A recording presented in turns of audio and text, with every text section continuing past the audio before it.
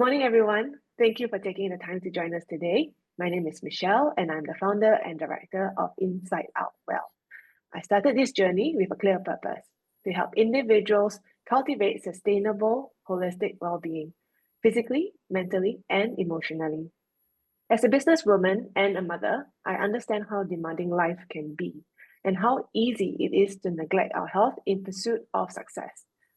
Inside Out Well was created to bridge that gap, to remind us all that our well-being is not a luxury, but a necessity, and often the very foundation of our success. This brings me to why we're here today. This three-part webinar series is designed to explore the often overlooked connections between our health, mindset, and personal growth. It's titled Your Wellbeing, the Untapped Power Behind Your Success.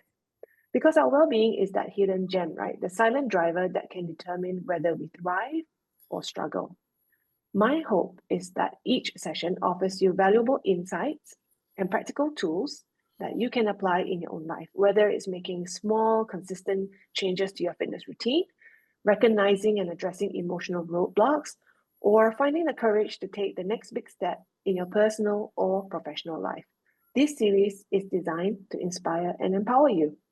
We are kicking off today with Ms. Lin Peimin, an experienced counsellor with a background in psychology and mental health support. Peimin has been instrumental in helping individuals navigate emotional challenges and develop resilience. In today's session, titled What's Holding You Back, we will focus on emotional well-being. Today's session will cover 1. Breaking the stigma around mental health and counselling. 2. What you can expect in a counselling session. And 3, whether there's affordable mental health support. Remember to send in your questions throughout the session in the chat box. We'll dive into them during the last 15 minutes. We will also field some questions that came in directly over WhatsApp or an email prior to today's session. So, Peimin, we're excited to learn from you today. Perhaps to kick things off, let's start with a very, very common struggle, especially here in Singapore. Mental health is something we all know we need to look after, yet there's still so much hesitation around seeking help.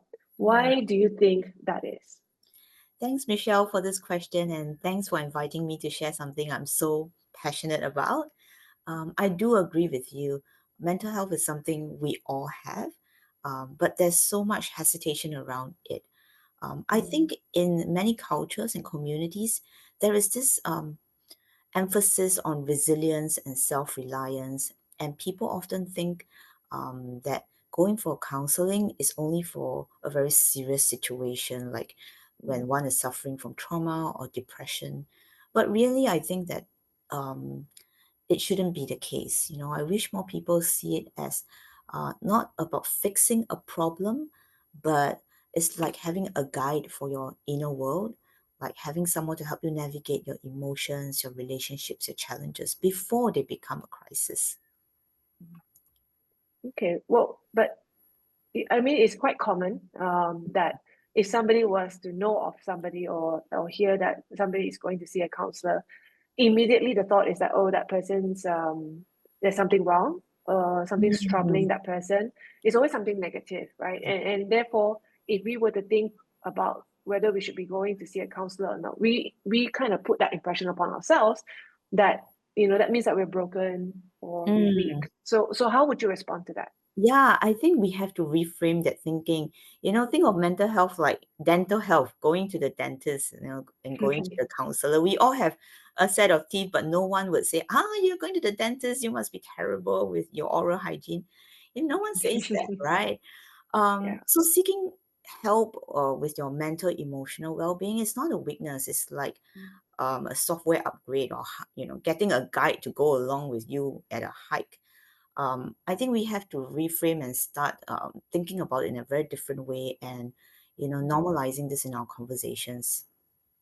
That's interesting that and I've never heard that before about thinking about going to a counselor as a way of looking for like a system upgrade. I think that's a very interesting take, and we'll perhaps like want to go into that a little bit further. But I think it remains to be the case, even with all the support from employers, from government even, right? That we should be comfortable, we should be more comfortable, and we should be more embracing of seeking mental health support. But that framing itself always comes across as if we must only think about therapy when things go wrong. Mm. But my feeling, and that's why I offer it as part of Inside Out Well, is that counseling isn't just for crisis, right? Yes. What would you say to that? Yeah, I think counseling is not just for crisis. Absolutely. It is about helping you grow, helping you thrive in no matter what stage you are at. Mhm, It's about helping you, kind of grow into your best self. So I see it also like moving into different zones of growth, right? It's stepping mhm, outside your comfort zone, which mhm, may seem scary and is very unknown. Like, what does it mean to see a counselor, right? mhm, But when you go for counseling, you will learn that you get the support to push through into a mhm, learning zone where you start gaining new skills to mhm. help you manage yourself, new insights about yourself, and eventually you reach a growth zone where, you know, things you felt once impossible becomes your new normal, and that is when you grow into your fullest potential. Okay. So that sounds very much like coaching. So what's the difference between counseling and coaching? Okay. A counselor will help you focus on emotional support, give you coping strategies for issues like stress, relationships, and the approach is more like navigating these times together. Um, Mm, a coach, on the other hand, would be more focused on goals. Could be, mapping out steps to crush your goals, being accountable, to reach certain set goals together. So I see it as very, very different, and you can do both at the same time. Okay. So for someone who's never been to therapy, or I suppose even the word therapy in itself gives that connotation that you're going there to because there's something wrong, right? Perhaps maybe even the word therapy is something that we have to reframe. But for somebody who's never been to a counseling session, could you walk us through what it's actually like? What happens in a session? Yeah, it's not like what you see in the Hollywood movies all the time. Now, I can only speak to how I work because every Mm, counselor have their own style, but this is what typically would happen. mhm, Firstly, there is checking in. So really building rapport, checking in with how the client is doing, what's on their mind, if there's anything urgent they want to unpack. And this is their mhm, space, so they take the lead. And the mhm, counselor's role, so my role is to listen deeply, actively, without judgment, and helping my client untangle their thoughts or feelings that may seem stuck or messy or overwhelming. mhm, Then we go into psychoeducation. So, if it is helpful for the client, I might share insights about how our minds work. For example, mhm, the defense mechanisms that we are holding, or why our brain automatically go into negative beliefs. mhm. So it's like having a user manual for how you're feeling, your emotions, helping you understand why you're reacting the way you do. We also go into skills building, exploring Oh, okay. exploring practical tools to manage feelings and challenges. Um, for example, we can do role playing for difficult conversations, or practice reframing of thoughts, or even practice mindfulness techniques. Yeah. Mm, And also for me, I like mhm, to suggest some small homework as well if the client is open. So mhm, these could look like small experiments, like jotting down triggering moments in a journal, or mhm. trying out the new coping skills we practice during the sessions. So this is like, I like to think of it like practicing stretching after your physio appointment. So it's good Okay. that you go home and practice. So this is what a counseling session would look like. Okay. Thanks for sharing a little bit about what someone who has never been to a counseling session can expect.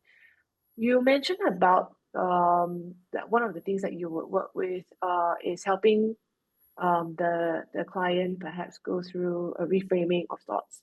Mhm. In a sense, does that mean that it could be a case where there that the problem that the client is facing in his or her life is actually manifested because of his or her own thoughts?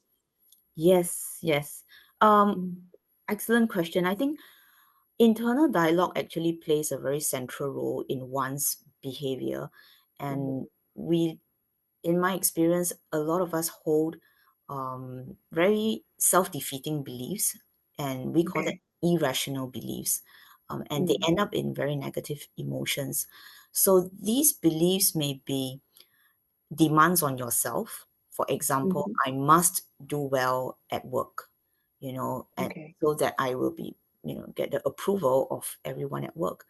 Or it can be Mhm. demands of others. Like, for example, other people must treat me fairly. If Mm, not, they're just not good people. They must treat me in a certain way. Or it could mm, be demands that you have on the world and the bigger environment around you.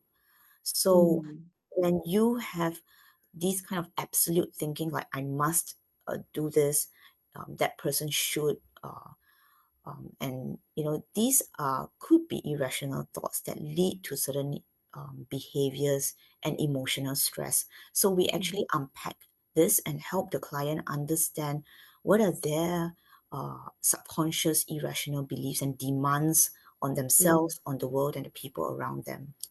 mm. Mm. Okay, that's very interesting. So, like when you said earlier about the system upgrade, right, like software upgrade. So this could be one way. So it's not necessarily that if when somebody comes to you, if it's a positive frame of mind that I want to get better, these are things that a person could say, okay, this is what my week has been like, and all that. You would then be able to identify, I suppose, um, maybe some indications of self-limiting beliefs. Is that fair to say? Yes, yes, that's right. And that's what I meant by reframing the thinking as well. Mm. Yeah. Mm. So it's interesting. So a counselor would not just listen, right? Just listen and then react to what the person is telling you. You would, and you're not just because I'm just going through like stereotypical Hollywood situations, right? Where the person is just talking for like 45 minutes and the counselor is just, nodding along and jotting down notes and all of that. And then, yep, I'll see you next week. No, it's more than that. So if I understand you correctly, you're actively listening to find patterns to then pick on those to say, okay, let's cover that. Like, why did you say that? Is that Yes, correct? exactly. So the counsel Mm, listening is a key to counseling. So there's nothing wrong with a counsel. There's nothing wrong with the mhm, counselor silently listening. mhm, But it's for a reason. Um, mm. the counselor is like an emotional detective. Looking for Okay. signs, looking for triggers, and Mm, then to really think of how to help the client and what mm. things to unpack. So the listening is part of a way the counselor is understanding your world. So it's like a self-discovery approach as well. Okay. Mm. I do get clients who, when they're about to sign on for counseling, right, with us, I always get this. It's like, what do I have to prepare something? Do I need to write down? Do I have to write something or what? And I tell, no, you don't have to just show up. And don't worry, the counselor will guide you through the session. It's okay. But they just feel very uncomfortable, right? And they'll say, but what if I don't know what to say? And they always feel compelled to tell me why they should see a counselor, why they think they need to see one, when actually they don't. First of all, for confidential reasons, they don't need to tell me. Second Mm. of all, as you and I say, we are framing it such that you don't need to have a reason or a bad reason or trigger to see one. It may be the case, but that's not always necessarily the case. You could actually want to see one just because you just want to go for a checkup or you want to see whether there's any blind spots, right? So how can I assure or how should I frame it with prospective clients when they tell me, what if I don't know what to say? I think the fact that they are curious about counseling, they're asking questions about counseling, um, is an indicator that they want to see a counselor. So I think that is Mm, the first step to validate and acknowledge that, hey, I think it's a great idea that you're so in tune with your emotions, and just acknowledge that it's also it could be a very brave step for them, you know, Mm. to open up to a stranger. So I think Okay. acknowledging that is very important. And secondly, I think kind of assure them that they just show up as who they are. It is not about, you know, having a super productive session, like having a checklist of 10 things they need to accomplish at the end of 45 minutes. And having then so many expectations, thinking of the next thing to say before the counselor can react. Mm. I think that will not be very productive, ironically. So Okay. I think you can just let them know that they Mm. can come as themselves. They don't have to prepare um, any talking points or anything special, and just Mm. come and be open-minded and willing to, share. Okay. So would it be, let's say this a client comes to you and say, I really don't know what to say, right? Or rather they're just very quiet, waiting for you to ask the first question. So what's the first question you would ask to kind of kick off that session? I think could be building rapport. We can start small things like Mm. what is annoying you recently, like how is your day, Mm. rating your day on a scale of 1 to 10, and then starting Mm. from there. Sometimes I use visual cues as well. So it could Okay. be an image that shows different scenarios or different feelings, and then asking the client to pick one that he or she resonates with, and we can start the conversation from there. Okay. Mm. That's I'm sure you must come across a few clients like the one I'm describing. They will come across very guarded, especially if it's their first experience with a counselor, right? Being vulnerable isn't easy at all. Mm. In fact, even being open in our culture is not easy at all. So how do you and with somebody that they met for the first time, as certified and as credible as you are, how do you create a space where clients feel safe and not judged, just even from the first meeting? Because sometimes some people may not go beyond the first meeting, right? The first Mm. session. Mm. Mm. Mm. Yeah, I think a few things. Number one, definitely assure the client that confidentiality is a key and it wouldn't be breached unless there are, special situations. Mm. Um, Number two, I think is about acknowledging and thanking them, appreciating them for being present there, for even Mm. coming forward for a session. Because you're right, Mm. it's very hard to be vulnerable for some people, and it takes a lot of courage for them, especially when they're used to being criticized, being judged. Um, and I think I want to just reinforce that my role is not to fix any problems, Mm. and not to kind of not for them to highlight what's wrong with them, but really to listen to them. What are their Mm. challenges? And just be very curious and listen with compassion. And I think there's no right or wrong thing to say. And the client is always in control of what they want to share, right? If something feels too raw, and they are very guarded, it's fine, and we can take a step Mm. back. Maybe Mm. it's not the right time for it to come out at that time.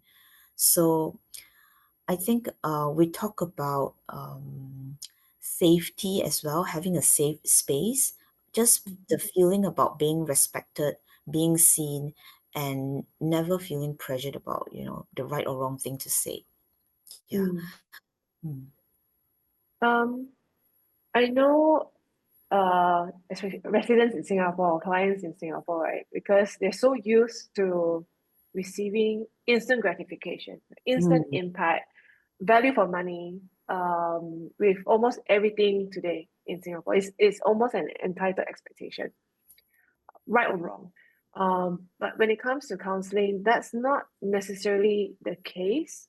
I don't think it is common for people to have that aha moment or that emotional breakthrough Yeah. just from the first session. Some might, Mm. because I do believe it matters from the starting point of a person. But what are things or signals I would say that a client could pick up on, such that when they finish a session, a counseling session, they can think, okay, I actually, I gained something from that, and that was worth my time. Not to mention like the fees that they're paying, but it is worth committing to a session. Yeah, I think you're right. Mm, In our culture, especially, we really want to be very productive and we want mm, value for money. We want to feel like we're gaining something out of every session.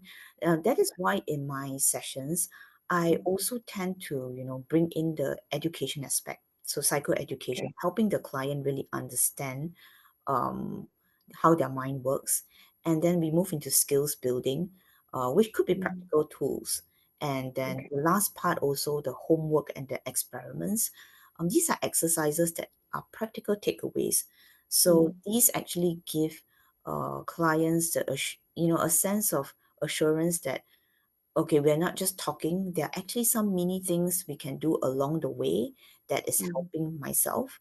So these mm, are the things that I incorporate into a session. But you're right, not every session will be exactly the same. mm, Not every session will be full of revelations and aha moments. I mm. think the client should understand that it sometimes take, a few sessions to really unpack their challenges. I would say I think I've come across quite a few folks who perhaps go to a counselor because there's interpersonal issues, Mm. and it's usually with people that um they are close to, like probably a family member, somebody living in their household, and it becomes like a huge venting session. Mm. So how do you manage that so that is productive, right? To help them go from venting to I don't know, I don't know whether it's correct to say to working on it, because when they come to you, it's probably because they're thinking that it's the other person's problem, right? Like, it's usually, so for example, it could be somebody saying that I can't get along with my mother-in-law, she drives me up the wall, or I can't, my husband's always like this and this and this, despite me talking to him, he just doesn't listen. So it becomes, because it's single person based, right, when they come to you, but it involves their relationship with somebody else, Mm. and they always want to come with a sense of validation that, listen to me, Yeah. empathize with me, and back me up. I'm not the wrong one here. How do you handle cases like those? Um, I think firstly we also have to set the counseling goals, right? What do Mm, they want to achieve at the end of the session? Is it truly in the example you raised, is it truly mm, a healed relationship or better relationship? Is that really what they want? And I think mm, goal setting could be further discussed, really something that you want to commit to. And if you're committed to really improving relationships uh, mm, around you, then the mm, conversation can go towards, steps we're taking um, to reach that goal. mm, So if your goal is just to have someone listen to you, I think that's absolutely fine as well. I've had clients who felt so much better after, just talking through or, and complaining in a way about mhm, everything around them. And then after the session, you'll be surprised, mm, they feel mm, lighter and mm, they can see it in another perspective as well. I think my job is to guide them to see it from different perspectives. And I mm, think if truly it is about having better relationships, we go mm, towards, uh, going that way as well, building skills towards improving relationships. mm. Mm. Could you perhaps share an anecdote, obviously without breaching any confidentiality, of a client who's come to you for the first time, and how, session to session, like how have that person progressed with your support, or with the tips that, or with the homework that you've given this person? Could you walk us through a real example without obviously breaching confidentiality? Yes. No, thanks for that. I think I've had quite a few clients Mm. uh, who have come to me because of burnout. Okay, Um, yeah, quite common in Singapore. it is Mm, sadly. mm, I had one client I remember from a few months ago in mm, her mid 30s. mm, She's a working mom. She has two young children, and mm, this profile is quite common. I have a few clients who are like that. And when she came, she felt like she was like a zombie. She was so depleted, like surviving on just coffee every day. And, she's starting to be impatient with her family members. Sometimes she is upset. She feels like crying, but she don't want, the people around her to see her cry. It's quite sad because she used to love her job very much, but when she came to me, she said she felt so numb, like nothing she does matters Mm, anymore. Um, and when she gets home from work, she's too exhausted to be fully present with her children. And that makes her even feel, worse about herself and more guilty. So this is a very real example of what burnout looks like in our life. It's not just stress, but really feeling very depleted emotionally, physically.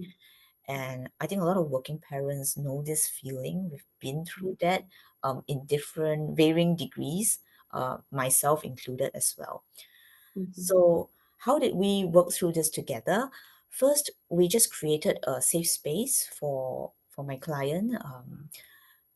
Let's call her Jane, okay? For Jane to okay. be honest with herself, and just to assure her that she is not failing at the roles that she's juggling. Um, it doesn't mean that she's a bad mother. It doesn't mean that she's bad at her work. She was just trying to do something that was really impossible, to give her 100% at work and to give 100% at home at her marriage, with her children. And there's nothing left for herself anymore. She's not giving even a single percentage to herself. Mm, And just hearing this, I think, helped her. We uncovered the subconscious rules within her that's driving her. Things like, I should not show weakness at work. I should not tell my colleagues I'm struggling at home. This guilt I have, I should not, be so open about it. Otherwise, I may be deemed as not being able to juggle, work and my family. Uh, mm, so we move into reframing and what I call cognitive restructuring.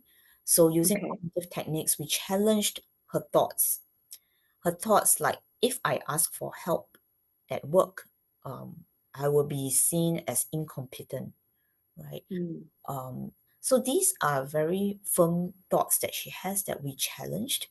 And we got practical as well. We went into role playing conversations with her colleagues, her bosses, and at home, we also worked on letting go of that perfectionism, that she needs to be there to prepare the meals, for example. If not, mm, kids will not get a good dinner.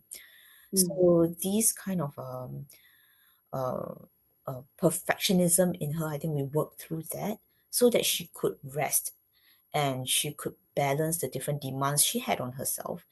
Uh, mm, we we discuss boundary setting as well because that's common for a lot of working moms, that everything is just coming together and you just get so stressed. So mm, I mean, we discussed the different boundaries to set at work, at home, and to her surprise, her boss actually agreed to setting email boundaries at a certain timing. So this was mm, also, it took a lot of courage from her and being vulnerable at work as well.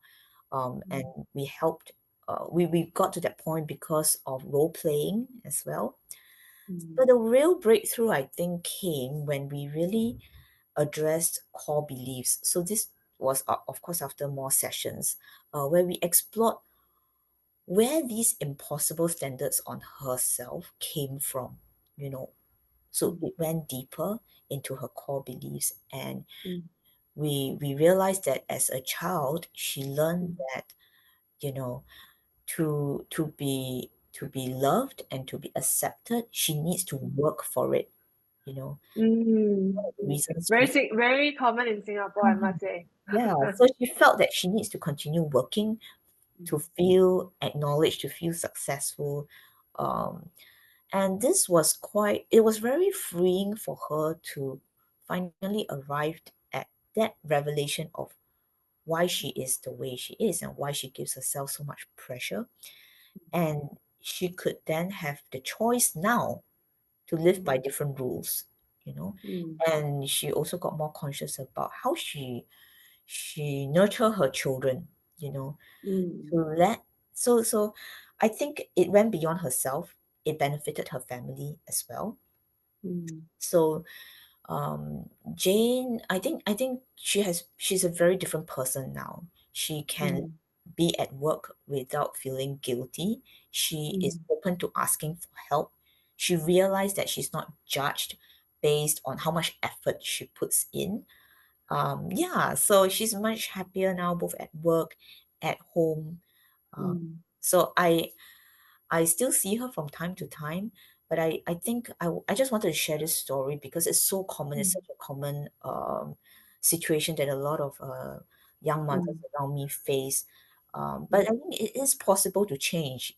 We are not stuck in our situation. And when we address our practical realities together with mm. deeper beliefs within us that is making us stuck, we can, change the situation we are in. So yeah.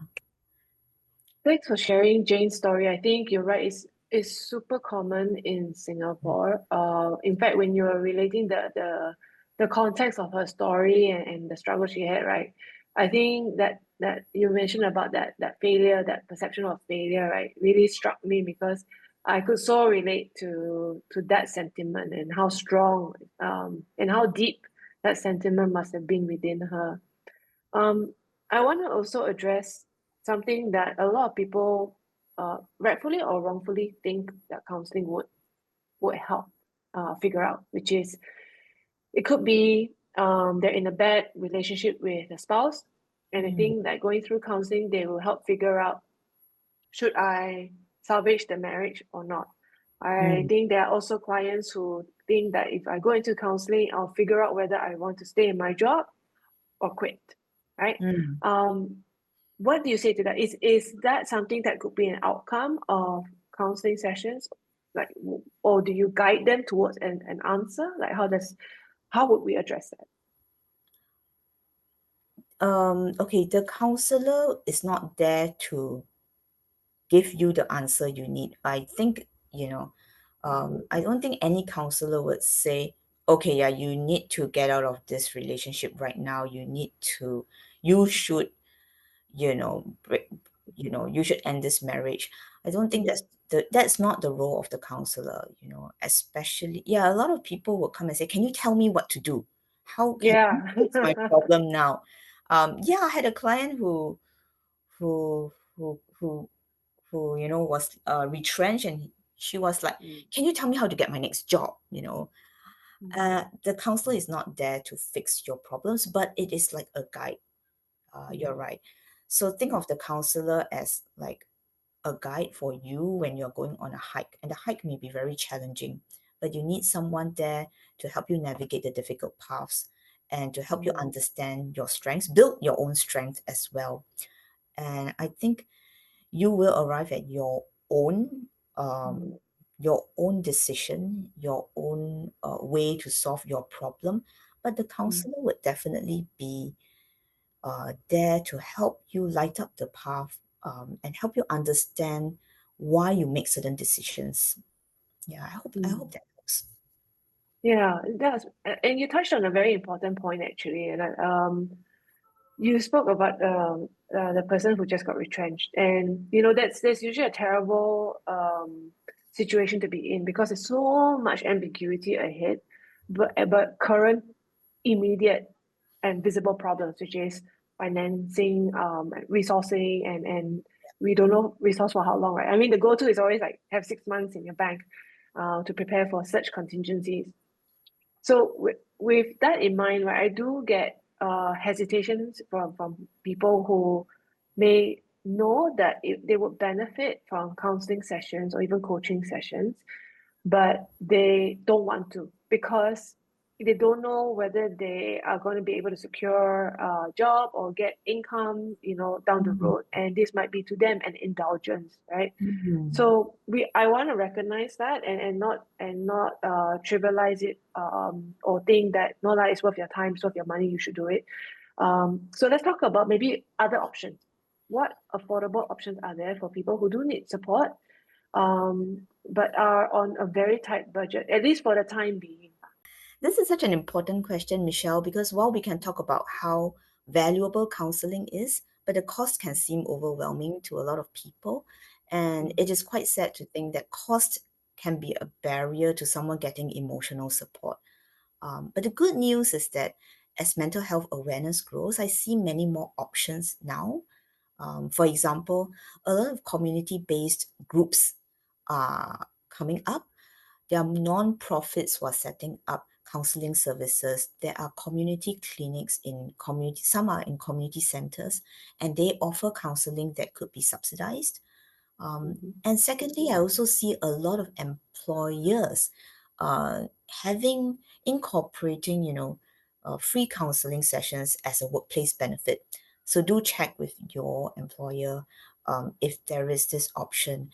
And of course, my personal favorite is a platform like yours, Michelle, Inside Out Well. I think mm, the fact that someone can come to you and customize support instead of committing to a very costly longer term therapy and saying that, hey, maybe I want to try counseling mm, once or twice and see how mhm. it goes. And maybe I want to see a life coach as well. So Yeah, I don't want to commit to a year's worth and, to yeah. a coach or to a counselor. But when they come to you, you can kind of tailor that support. So I love what you're doing. Thank you so much. Yeah, I mean, I recognize that there is a gap. That while there are a lot of employers offering support to employees, I always go Mm, to employers and say, yeah, but consider that the greatest support that they will need is actually after they're retrenched. Usually, it's under bad circumstances. That and they don't want if you want to extend that show of support and care, buy credits for them, right? Credits with Inside Out Well, so that even after they're gone, they know that they're being supported rather than just that, you know, golden handshake or that 1 or 2 month retrenchment benefit. I think it will help them gain more support over and above maybe the cursory CV refresh support that they might get. So thank mm, you for pointing that out. I want to also talk about some of this trend that we're seeing here in Singapore. We're seeing a lot of online therapy and community support groups, and they're growing. Usually accessible and affordable. How do you think they would compare to the traditional in-person counseling? Does it matter? Um, there are it traditionally counseling is always in person, but now we Mm, see a lot of online sessions coming up, mm, community support groups coming up, and I think mm, all these three options have their own unique strengths. It depends on your mm, needs. So I can mm, quickly break it down, right? mm, Online session via video, I think there are a lot of pros. A lot of people are coming onto it now because it's very convenient. It's yeah. often more affordable as well, and it is great for busy schedules. Mm, And you can access it even in remote areas, even when mm, you are traveling on a business trip or, for you need to be at home because you're a caregiver. You mm, can access counseling. yeah. And research shows that it can be as effective as in person, Mm, even for issues like depression or anxiety. Online mm, sessions do help. Um, mm. Community groups are different. They are quite powerful for reducing isolation. So if Okay. you are in a situation and you want to connect with someone else, another group of Mm, people who are also in the same situation, I mm, think hearing those Me Too stories do help in many situations, and it is very common mm. for people struggling with addiction issues as well. Okay. Traditional therapy is a classic for many reasons. A Mm, lot of people find deeper connections through mm, body language, shared physical spaces. Um, mm. I think I do like in-person therapy, especially for younger children. Yeah. Okay. So they're all great. They're all unique in their own ways, and Mm. it's a good trend that many options are coming up now. Yeah, you're right. For Inside Out, where we offer it on one format, which is online, simply because we see that it is for a lot of our clients, right, if you're looking for holistic well-being and access to a system upgrade, they usually want that option for so many reasons. You're right, the convenience part, to be able to have a session at 10 p.m. before they wind down for sleep, Yeah. or early in the morning before they start the day or the week, right? The other thing that they like, and a lot of our corporate clients find very, very encouraging, is that they don't have to take MC, or they don't have to take leave in Mm. order to go to see somebody in person.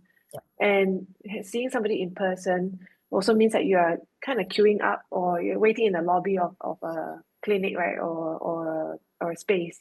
And that in itself can be kind of intimidating for many people who've never gone through counseling before. Mm, And they mm. get even more anxious when they don't need to be, right?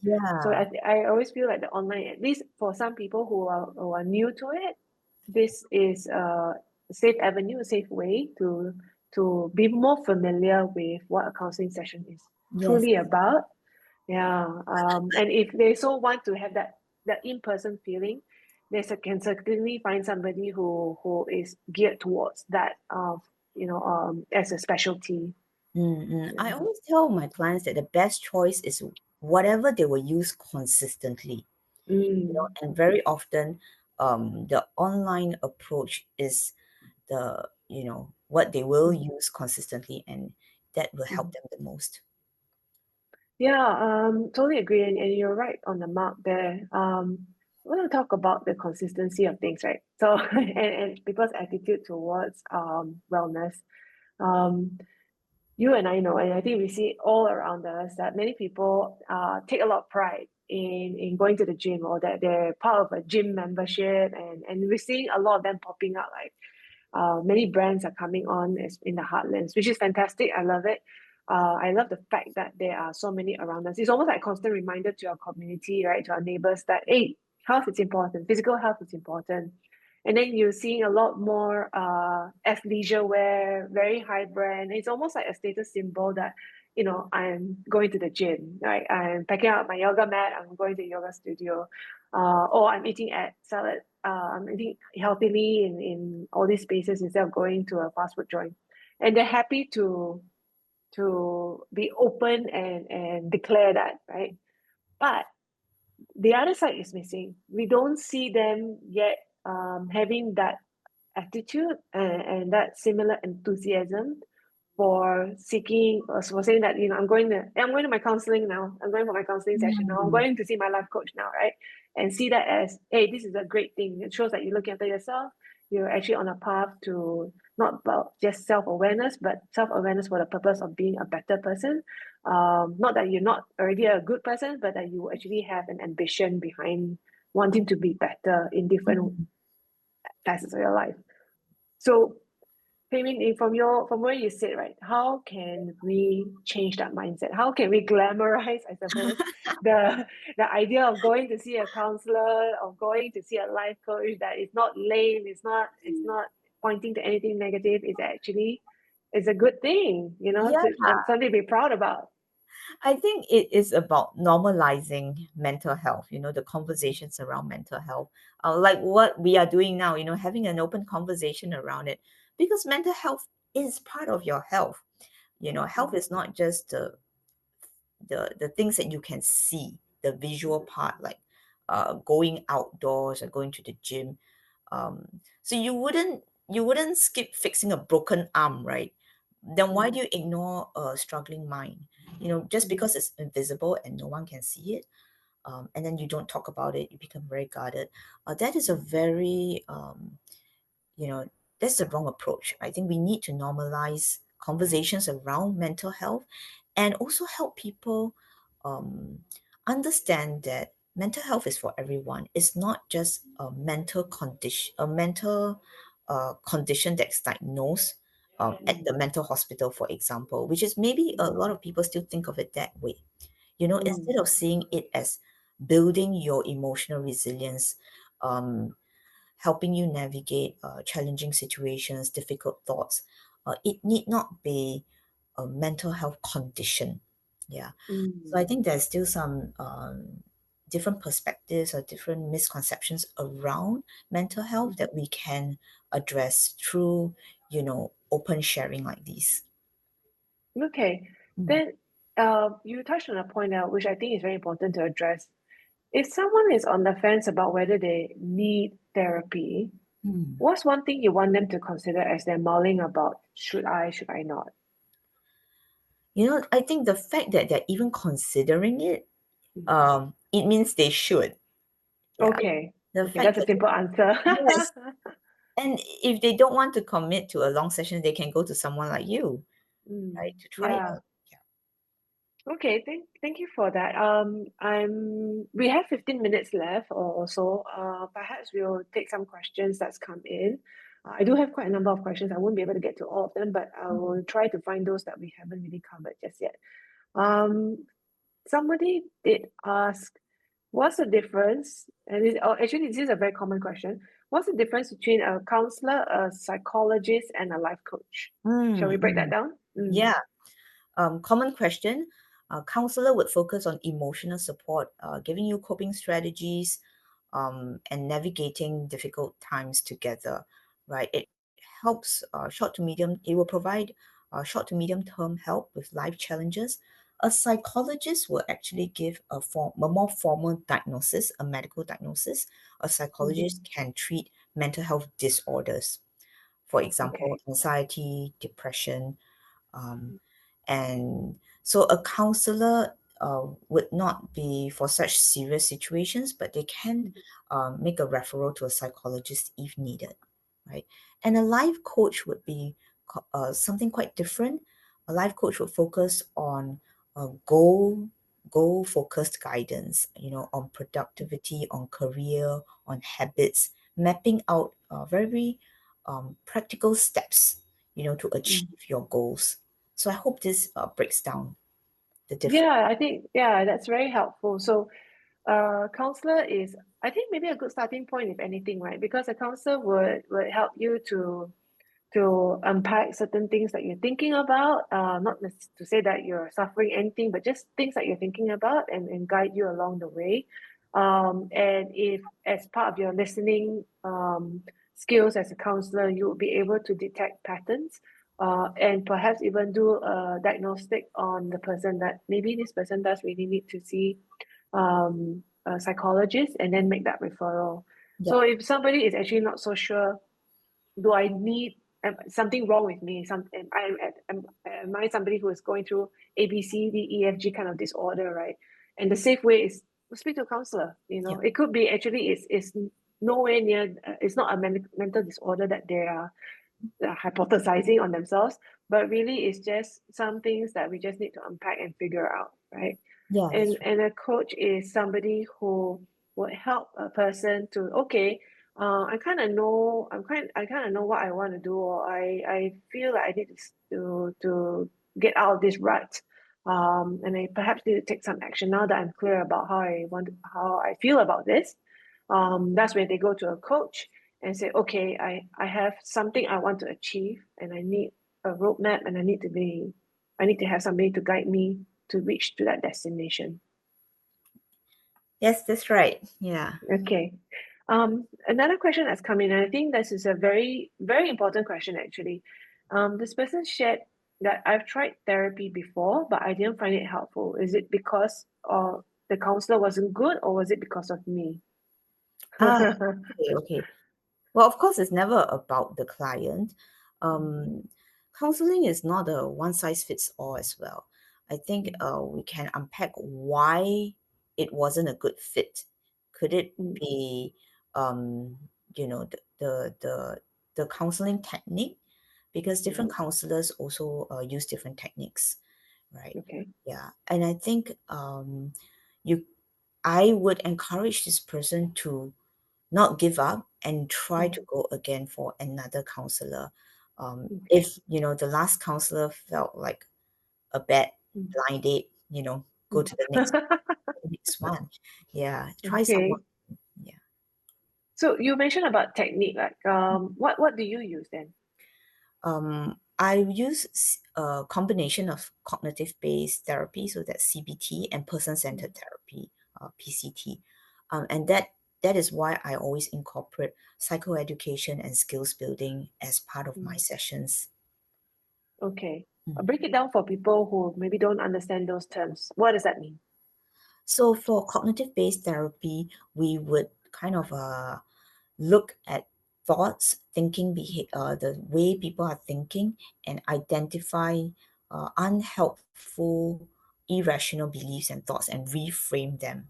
Yeah. And we Mm. look at what actions we can take to change our thinking behavior. So that is Mm. CBT. And for Mm. person-centered therapy, we go deeper into putting the client at the center of all our conversations, what we do. Okay. And going deeper into the core beliefs of that person. So this brings nicely into one of the other questions, which I'll Mm. bring up now. This person asked, can counseling be effective if I don't want to share everything about my past? Completely, because Mm. um, it's up to you what you want to share. Mm. I think there are a lot of people we all have secrets that we don't want to Mm. share. And Mm. I think some people would be very worried that, oh, if I see a counselor, then I have to confess all my sins, for the last 30 years. That is not the case. You choose what you want to share. And if Mm. you feel comfortable to share it when the time is right, you can. Counseling can still be effective. The counselor will never force you to divulge anything you don't want to. Yeah.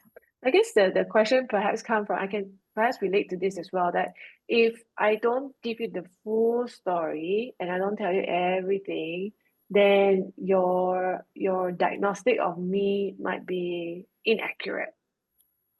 Is that fair to say? I think if you are completely silent and you're not willing to share anything at all as well, then it won't be a very effective session. So the Mm. client still must come in with an open mind, and it is Okay. up.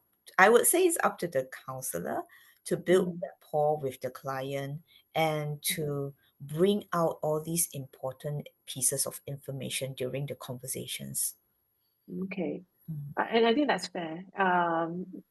No one can read each other, but I do know that good counselors are those who are able to kind of bring it out in person because one, they make them feel safe. Two, yes, there's that rapport. Some people say call it chemistry. But three, that feeling that you are that the counselor does have your best intentions Yeah. in helping you, right? And there's no judgment, as you say. Is there a recommended frequency for counseling sessions, or does it depend person to person? Like, is there a go-to standard? There is no fixed frequency. It really depends on the situation. For a start, I always recommend every week for the first 3 weeks. But then again, it really depends person to Mm. person. Even once a month would help as well. Once a month. Mm. Okay. Let's see what other questions we have. Oh, okay. This one I think is quite common. How do I convince a loved one to seek help if they're resistant to the idea of counseling? I think if someone is resistant to counseling, I definitely don't go up into the person's face and say, hey, you really need therapy or you need to see a counselor. Um, yeah, really, we should plant small seeds. Mm. Don't bulldoze into it, right? You could Mm. share articles, could share clips and Mm. have small conversations here and there to see how open the person is. There Mm. is no point dragging someone into a counseling room if they are Mm. not going to be happy to be there. Yeah. Yeah. Yeah. Mm. Okay. No, you're right. I think it can come across very offensive. And sometimes it could be the case where it's not my problem, it's the problem's with you, right? It gets into a terrible battle. Um, my take of it actually is I think if you care for somebody, you think that that person will benefit from counseling, you must come from a position of having had gone through counseling before, understand what it really means. It's not the common perception that everybody thinks a counseling session would entail. The positive side of it, like what Peimin said, the system upgrade, bettering yourself. And if you've gone through that and people can see, and without even knowing that you went through counseling, but because they can see that you've changed for better, there's something nuanced in how you're approaching your life, in situations, how you're speaking to people, how you're relating to people. If people can see that subtle difference, and you say, well, that's because I've been going through regular counseling. It's like, going for all these little upgrades every time. And then saying, it's actually very helpful. And if you want me to recommend you to mine, I'm happy to do so. I found it very beneficial. If it comes from that position, people will be far more receptive, sorry, to counseling. And together we can actually spread the message that counseling is actually a positive tool you have as part of your total self-care package, right? Healthy eating, going for exercises regularly, taking mindful breaths every morning, and speaking to a counselor from time to time. Yeah, I know. I love that. So I think if you have benefited from counseling, or you are seeing a counselor, just share it openly. Yeah. There's no shame in it. And then people around you will then see the benefit of it. Totally agree with that one. Okay, let's see. I think we've got a minute or so left. So let me perhaps wrap this up with one last question to you, Peimin. What's the biggest misconception about counseling that you wish more people understood? I think I wish more people see it as not trying to fix a problem. Counseling is not something to turn to as the last resort when you're broken, you have nowhere to go to. Um, I wish more people see it as like a system upgrade, like what you said, building your emotional resilience, helping you cope with difficult situations. So we should see counseling as not as the A&E. It is like a gym for your brain. You're right. Yeah. Yeah. It's to build resilience, and it's consistency as well, because it's like going to the gym regularly, right? You build emotional resilience. Yeah, no, thank you for framing that so positively and so pointedly. I think that's something that we all certainly want to have more people understand and appreciate. And I think that will serve everybody and the whole community for the better. So, Penny, thank you so much for being part of today's session, for sharing your thoughts so candidly and so warmly. For all the audience, thank you for being part of this journey. I hope this session has inspired you to invest in your well-being and to harness it as the powerful tool it truly is. Join us next week for part 2, where we have Maria Sahota, our executive life coach, who will go through the session with us. If not now, when? The week after, we'll have our personal trainer and nutritionist, Gregory Lowe, who will focus on physical health, how that impacts our capacity to succeed. But for today, thank you so much for listening. We hope you've gained something out of it. And if you need any support whatsoever, you can always feel free to come to Inside Out Well. We're reachable on our website, www.insideoutwell.com. I'm Michelle Wong. Thank you so much for joining me. And thank you, Peimin, again for Thank joining us you. today. Thanks, Michelle. Thanks, everyone.